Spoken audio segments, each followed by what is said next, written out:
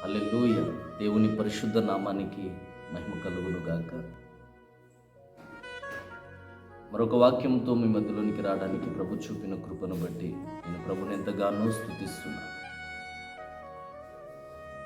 గత కొద్ది రోజుల నుండిగా ప్రభు మాట్లాడుతున్న లేఖన భాగం ఇర్మియా 17వ అధ్యాయం 9వ వచనంలో, హృదయం అన్నిటికంటే మోసకరమైంది, అది ఎంతో వ్యాధి కలిది, దాన్ని గ్రహించువాడు ఎవడు అని లేఖనాన్ని మనం ధ్యానిస్తున్నాం. మనిషి తన ఆధ్యాత్మిక జీవితంలో ఆ హృదయంలో నుండి హృదయము కలిగిన నిండిన దానితో నోరు మాట్లాడునని లేఖనం స్పష్టంగా రాయబడి ఉంది. కాబట్టి ఈరోజు మన ఆధ్యాత్మిక జీవితంలో కొందరి హృదయము ఎలాగూ ఉంది అనే విషయాన్ని ప్రభు మాట్లాడాలని ఇష్టపడుతున్నారు. అందులో లేఖనం స్పష్టంగా రాయబడి ఉంది. ప్రకటన గ్రంథం 3వ అధ్యాయం 15వ వచనంలో లేఖనం ఇలాగూ సెలవిస్తుంది: నీ క్రియలను నేను ఎరుగుదును, నీవు చల్లగానైనను వెచ్చగానైనను లేవు, నీవు చల్లగానైనను వెచ్చగానైనను ఉండిన మేలు, నీవు నిలువెచ్చగాను చల్లగానైనను ఉండక నిలువెచ్చగా ఉన్నావు కనుక నేను నిన్ను నా నోటి నుండి ఉమ్మివేయ ఉద్దేశించుచున్నాను. చాలామంది భక్తి చేస్తారు, కానీ వారి యొక్క భక్తి నిలువెచ్చని జీవితం ఉంటుందండి. అటు చల్లగా ఉండరు, ఇటు వెచ్చగా ఉండరు, నిలువెచ్చని జీవితం కలిగి ఉంటారు. కానీ బైబిల్ ఏం సెలవిస్తుంది? ఆయన ఎవరిని ఇష్టపడతాడు? ఆయన వాక్యం చెప్తుంది, స్పష్టంగా లేఖనం చెప్తుంది. ఇర్మియా 23వ అధ్యాయం 29వ వచనంలో, నా మాట అగ్ని వంటిది కాదా అని లేఖనం సెలవిస్తుంది. ఆయన వాక్యమే అగ్ని అయి ఉందని లేఖనం సెలవిస్తుంది. ఆయన మాట మంటగా మండించేదిగా లేఖనం కనబడుతుంది. ఇర్మియా 23:29, నా మాట అగ్ని వంటిది కాదా అని లేఖనం సెలవిస్తుంది.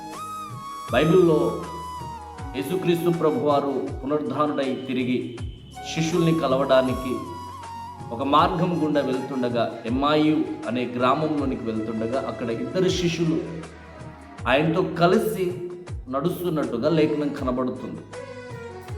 లూకాసు వార్త 24వ అధ్యాయం 13వ వచనం నుండి 32వ వచనంలో, చివరి 32వ వచనంలో ఆ యొక్క ఇద్దరు శిష్యులు చెప్పిన మాట, ఆయన మనతో మాటలాడుచున్నప్పుడు మన హృదయం మండలేదా అని వారు పలుకుతున్నట్టుగా లేఖన భాగంలో స్పష్టంగా కనబడుతుంది. ఈరోజు దేవుని యొక్క మాటలు వింటున్న చెల్లి తమ్ముడా, మందిరంలోనికి కానీ, వచ్చిన తర్వాత ఇంటికాడ గృహంలో కానీ, ఎక్కడైనా ప్రదేశంలో కానీ, సభల్లో కానీ దేవుని మాటలు వింటున్న నీవు, నీ హృదయం మండగలుగుతుందా? వాక్యానుసారంగా జీవించడానికి నీ హృదయము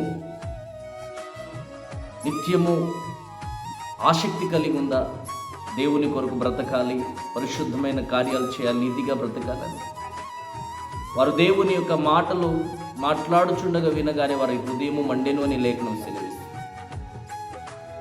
అదేవిధంగా దానియేలు గ్రంథంలో చూస్తే 3వ అధ్యాయం 15 నుంచి 29వ వచనం చూస్తే, షద్రక్ మేషక్ అబేద్నెగోలు దానియేలు వారు కలిగి ఉన్న ఒక శ్రమలో వారు దేవుని కొరకు ఎంతగా మండుచున్నారో, దేవుని కొరకు ఏమి చేయాలనేది వారి హృదయం, వారి క్రియలను బట్టి వారు వెచ్చగా ఉన్నారా, నిలువెచ్చగా ఉన్నారా అనేది లేఖనం కనబడుతుంది.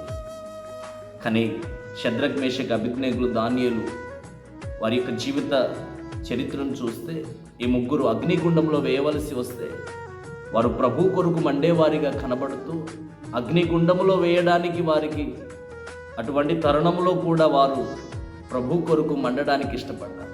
ఈరోజు ప్రియ చెల్లి, ప్రియ తమ్ముడై మాటలు వింటున్న నీవు నీతి కార్యాలు చేయడానికి, పరిశుద్ధంగా బ్రతకడానికి, దేవుని మాటలు వాక్యం నీ ఎదుకు రాగానే దేవుని కొరకు మండడానికి నీ హృదయం ప్రేరేపిస్తుందా? లేకపోతే చల్లారిపోయిన హృదయముగా ఉందా? నిలువెచ్చ జీవితం హృదయముగా ఉందా? ఒక్కసారి ఆలోచించు, గ్రహించు. నీ హృదయం ప్రభు కొరకు మండాలి. నీతి కార్యాలు చేయడానికి, పరిశుద్ధంగా బ్రతకడానికి నీ హృదయం మండాలి. హృదయం నిండిన దానితో నోరు మాట్లాడును. కాబట్టి నీ హృదయము ఆయన వాక్యముతో నువ్వు నింపుకోగలిగితే నువ్వు నిత్యము మండగలుగుతావు. అందుకే ఇర్మియా భక్తుడు ఇర్మియా గ్రంథము 23వ అధ్యాయం 29వ వచనములో, నా మాట అగ్ని వంటిది కాదా అని లేఖనం సెలవిస్తుంది. ఆయన వాక్యాన్ని చేర్చుకో, ప్రభు కొరకు మండు. ప్రభు నిన్ను ఆశీర్వదించును గాక. ఆమేన్.